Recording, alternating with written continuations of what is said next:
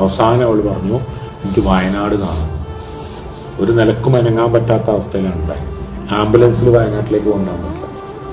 സന്തോഷത്തിന് പോകുമ്പോൾ ആംബുലൻസിൽ കൊണ്ടുപോകാൻ പറ്റും, കാറിലിരിക്കാൻ പറ്റില്ല. അപ്പം ഈ സിനിമാക്കാരൊക്കെ ഉപയോഗിക്കുന്ന ഒരു വണ്ടിയുണ്ട്, കാരവൻ. അതിൽ കിടത്തി അവളെയും കൊണ്ട് നമ്മളെ ഇവിടുത്തെ കുട്ടികളെ കൂടി വയനാട്ടിലേക്ക് കൊണ്ടുപോയി. ഏറ്റവും ഉയർന്ന അച്ചൂർ മല ഈ വണ്ടി പോകുന്ന സ്ഥലത്ത് അവിടെ കൊണ്ടുപോയി നിർത്തി കിടത്തി. ഇരുത്താൻ പറ്റില്ല. അവളുടെ അവസാനത്തെ ആഗ്രഹമായിരുന്നു. അത് കഴിഞ്ഞ് കോഴിക്കോട് കടപ്പുറത്ത് കുറേ കുട്ടികളെ കൂടി ഹൈലൈറ്റ് മാളിൽ കയറണം എന്ന് പറഞ്ഞപ്പോൾ ഹൈലൈറ്റിൻ്റെ ഉടമസ്ഥൻ സുലൈമാനെ വിളിച്ചു.